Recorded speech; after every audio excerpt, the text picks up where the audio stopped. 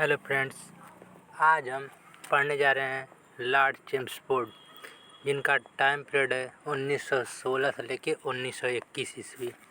इसमें हम निम्न टॉपिक को पढ़ेंगे। सर्वप्रथम पढ़ेंगे हम लखनऊ समझौता 1916 ईस्वी, फिर होम रूल आंदोलन 1916 ईस्वी, फिर सैडलर आयोग 1917 ईस्वी, फिर चंपारण नील विद्रोह 1917 ईस्वी, फिर अहमदाबाद मिल मजदूर का आंदोलन 1918 ईस्वी, फिर खेड़ा आंदोलन 1918 ईस्वी, फिर रोलेक्ट एक्ट 1919 ईस्वी, फिर हम पढ़ेंगे जलियांवाला बाग हत्याकांड 1919 ईस्वी, फिर हम पढ़ेंगे खिलाफत आंदोलन 1919 ईस्वी, फिर असहयोग आंदोलन 1920 ईस्वी। अब हम पढ़ने जा रहे हैं सर्वप्रथम लखनऊ समझौता 1916। लखनऊ समझौता सर्वप्रथम 1916 ईस्वी में होती है। यह 1916 ईस्वी में राष्ट्रीय कांग्रेस का वार्षिक अधिवेशन लखनऊ में हुआ था। इस अधिवेशन की अध्यक्षता अंबिकाचरण मजूमदार जी ने किया था। इस अधिवेशन में 9 साल बाद पुनः गरम और नरम दल मिल गए। लखनऊ अधिवेशन के दौरान कांग्रेस तथा मुस्लिम लीग राष्ट्रीय मुद्दे पर एक हो गए। इसे कांग्रेस योजना या लखनऊ समझौता के नाम से जाना जाता है। अब हम पढ़ेंगे होम रूल लिंग 1916 ईस्वी। यह होम रूल सर्वप्रथम शुरू होती है सन 28 अप्रैल 1916 ईस्वी में पूना महाराष्ट्र से, जिसके संस्थापक होते हैं बाल गंगाधर तिलक और इसके अध्यक्ष होते हैं जोसेफ बैप्टिस्टा, जिसमें सचिव होते हैं एनसी कलेकर। इनके प्रचार का माध्यम होता है मराठा तथा केसरी पत्रिका। फिर प्रचार का क्षेत्र होता है पूना, मध्य प्रांत, बरार, उत्तरी कर्नाटक। फिर इनका प्रमुख नारा होता है स्वराज हमारा जन्मसिद्ध अधिकार है और हम इसे लेकर रहेंगे। बम्बई शहर में बाल गंगाधर तिलक होम रूल का प्रचार नहीं किए थे। अब पढ़ेंगे हम अखिल भारतीय होम रूल आंदोलन 1916 ईस्वी। इसकी शुरुआत सितंबर 1916 में होती है और यहाँ सर्वप्रथम यह मद्रास अड्यार नदी से शुरू होती है, जिसके संस्थापक होती हैं एनी बेसेंट जी, जिसमें सचिव होते हैं जॉर्ज अरेमेंडल। जो प्रचार का माध्यम होता है कॉमनवेल्थ तथा न्यू इंडिया पत्रिका। प्रचार का क्षेत्र होता है संपूर्ण भारत बाल गंगाधर तिलक का क्षेत्र छोड़कर पूरे भारत में, जिसमें इसका उद्देश्य होता है अंग्रेजी सरकार के अधीन रहते हुए सार्वधानिक तरीके से स्वशासन की मांग करना। विश्व में सर्वप्रथम आयरलैंड के राजनेता एडमंड ने होम रूल आंदोलन चलाया था। अब पढ़ेंगे हम सैडलर आयोग 1917 ईस्वी। लॉर्ड चेम्सफोर्ड के काल में उच्च शिक्षा से संबंधित सैडलर आयोग का गठन 1917 ईस्वी में किया गया था। इसका उद्देश्य उच्च शिक्षा में सुधार लाना था। यह आयोग मुख्य रूप से कलकत्ता विश्वविद्यालय की जांच पड़ताल करना था। इस विद्यालय को विकसित किया गया था। अब पढ़ेंगे हम चंपारण मिल विद्रोह 1917 ईस्वी। इसे 3/20 भाग या 3 खटिया सिस्टम के नाम से भी जाना जाता था। बिहार राज्य में स्थित चंपारण जिले के किसान कृषि कार्य करते थे और अंग्रेजी सरकार को नियमित लगान भी देते थे। अंग्रेजी व्यापारी यूरोपी निलटे किसानों के जमीन पर बलपूर्वक 3/20 भाग पर मिल की खेती करवाते थे। इसे 3 खटिया पद्धति के नाम से जाना जाता था। अंग्रेज व्यापारी नील की खेती करने के लिए किसानों को अधिक ऋण देते थे और एक अनुबंध पत्र पर हस्ताक्षर करवाते थे। नील का दाम पहले से तय कर लिया जाता था।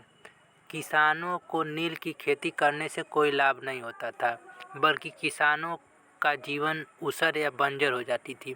जो किसान नील की खेती का विद्रोह करते थे, उनके ऊपर अंग्रेज व्यापारी अत्याचार करते थे। प्रथम विश्व युद्ध के दौरान मंदी का दौर शुरू हो गया।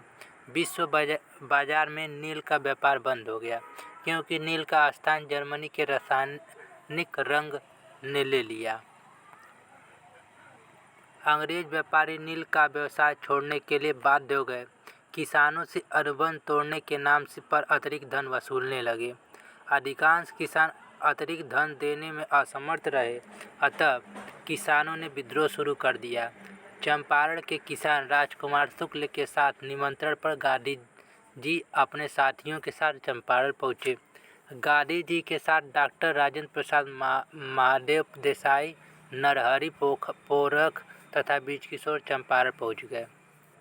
गांधी जी के दबाव में अंग्रेजी सरकार ने जांच कमेटी गठित की, जिसमें गांधी जी को सदस्य बनाया गया था। गांधी जी की मांग पर अंग्रेजी सरकार ने किसानों को नील की खेती से मुक्त कर दी। अंग्रेज व्यापारियों किसानों से अवैध तरीके से वसूली गए धन में 25% धन वापस कर दिए। नील विद्रोह की सफलता पर रविन्द्रनाथ टैगोर ने गांधी जी को महात्मा की उपाधि प्रदान किए। एन.जी. रंगास्वामी ने नील विद्रोह के दौरान गांधी जी का विरोध किए थे। अब पढ़ेंगे हम अहमदाबाद मिल मजदूरों का आंदोलन 1918 ईस्वी। गुजरात राज्य में स्थित अहमदाबाद जिले के कॉटन टेक्सटाइल मिल के मजदूरों ने वेतन में वृद्धि तथा चिकित्सा सुविधा की मांग लेकर मालिकों के विरुद्ध आंदोलन शुरू कर दिया। मिल मजदूरों का साथ गांधी जी ने दिया। गांधी जी श्रमिकों को पक्ष में मिल मालिकों से 35% बोनस तथा मेडिकल सुविधा की मांग की, लेकिन मालिक मांगों को अस्वीकार कर रहे थे। गांधी जी मजदूरों के साथ आमरण अनशन पर बैठ गए। मिल मालिक अम्बालाल साराभाई की बहन अनुसुईयाबेन गांधी जी के साथ थी। मिल मालिक मजदूरों का मामला न्यायालय में ले गए। श्रमिकों के पक्ष में गांधी जी ने वकालत किया। न्यायाधीश ने आदेश दिया कि श्रमिकों के वेतन में 35% की वृद्धि तथा मेडिकल सुविधा दी जाए। अतः मिल मालिक आदेश को स्वीकार कर लिए। अब हम पढ़ेंगे खेड़ा आंदोलन 1918 ईस्वी। गुजरात राज्य में स्थित खेड़ा जिले के किसान कृषि कार्य करते थे और अंग्रेजी सरकार को नियमित रूप से लगान देते थे। वर्ष 1918 ईस्वी में प्राकृतिक आपदा यानी बाढ़, सूखा कुछ भी आने के कारण किसानों का फसल बर्बाद हो गया। किसानों के पास खाने तक अनाज नहीं बचा हुआ था। राजस्व अधिकारी किसानों के ऊपर लगान जमा करने के लिए दबाव डालते थे। खेड़ा के किसानों का साथ गांधी जी ने दिया। गांधी जी के दबाव में अंग्रेजी सरकार ने फैसले की जांच करवाई। जांच के बाद वास्तविकता का पता चल गया। अंग्रेजी सरकार ने आदेश दिया कि जो किसान लगान देने में सक्षम है वे लोग लगान जमा कर दे सकते हैं, और जो किसान लगान देने में असक्षम हो उनका लगान माफ़ कर दिया जाएगा। खेड़ा आंदोलन के दौरान गांधी जी और सरदार वल्लभ भाई पटेल से पहली मुलाकात होती है। अब हम पढ़ेंगे रोलेट एक्ट 1919 ईस्वी। यह रोलेट एक्ट 18 मार्च 1919 ईस्वी को कानून पारित हुआ। यह 3 वर्ष की अवधि होती है, 1919 से लेकर 1921। इसे काला कानून के नाम से जाना जाता है। यह बिना वकील, बिना दलील तथा बिना फकीर का कानून होता है। 30 मार्च 1919 ईस्वी में इसका विद्रोह दिल्ली के नेतृत्वकर्ता स्वामी श्रद्धानंद जी ने कर दिया। 9 अप्रैल 1919 में दिल्ली में रोलेट एक्ट के तहत गिरफ्तार सैफुद्दीन किचली और डॉक्टर सत्यपाल को कर लिया गया। अब रोलेट एक्ट के बारे में हम निम्न जानते हैं। सर सिडनी लोडक के अध्यक्षता में भारतीय क्रांतिकारियों की गतिविधियों पर नियंत्रण रखने के लिए 18 मार्च 1919 ईस्वी को रोलेट एक्ट कानून लागू किया गया। रोलेट एक्ट कानून 3 वर्ष के लिए लागू किया गया था। इस कानून के तहत अंग्रेज अधिकारी किसी भी भारतीय नागरिकों को संदेह के आधार पर गिरफ्तार करके निश्चित अनिश्चित काल के लिए कारागार में बंद कर देते थे।